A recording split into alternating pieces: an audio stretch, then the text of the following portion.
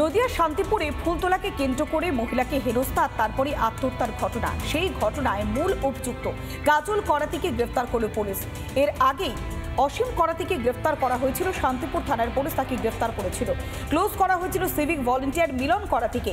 এরপর গোপন সূত্রে খবর পেয়ে শান্তিপুর থানার পুলিশ কাজল করাতিকে গ্রেফতার করে। মৃত মহিলাকে আজ আদালতে পাঠায় শান্তিপুর থানার পুলিশ।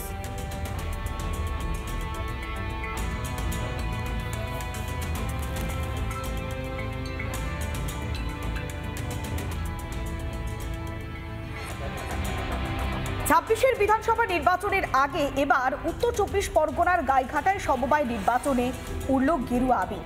এক কথায় বিজেপির জয় জয়কার। গোহারান হারল তৃণমূল কংগ্রেস। ১২টি আসনেই জয়লাভ করেছে বিজেপি। আর এখানেই প্রশ্ন, সামনেই রয়েছে বিধানসভা নির্বাচন, আর বিধানসভা নির্বাচনের আগে সমবায়ের এই জয় কি পালা বদলের ইঙ্গিত দিচ্ছে?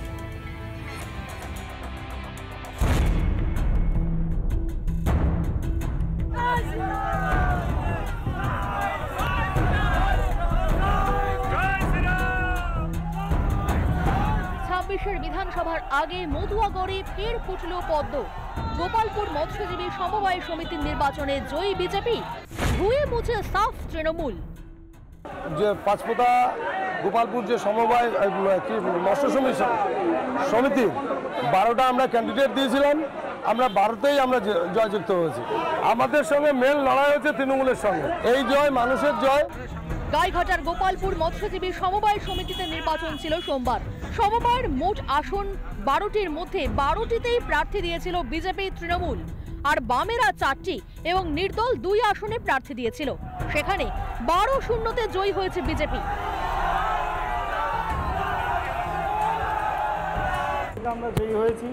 আজকে যে আমাদের বিরোধী পক্ষ ছিল, তারা যে দুর্নীতি করেছে তার বিরুদ্ধে আজকে জনগণ যে রায় দিয়েছে আমাদের, সেটা নিয়ে আমরা খুশি।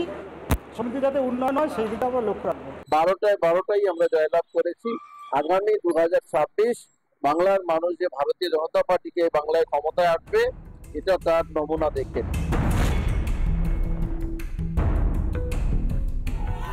শুধু গাইঘাটা নয়, নন্দীগ্রামেও একের পর এক সমবায়ের দখল নিয়েছে বিজেপি। শ্রীপুর সমবায়ের ১২ আসনেরই দখল নিয়েছে গেরুয়া শিবির। খেজুরির কামারদা দেউলবাড়ি সমবায় সমিতির ৮টি আসনে ছিনিয়ে নিয়েছিল বিজেপি সমর্থিত প্রার্থীরা। নন্দীগ্রামের কালীচরণপুর কৃষি উন্নয়ন সমবায় সমিতিতে ১২-০ ব্যবধানে জেতে বিজেপি।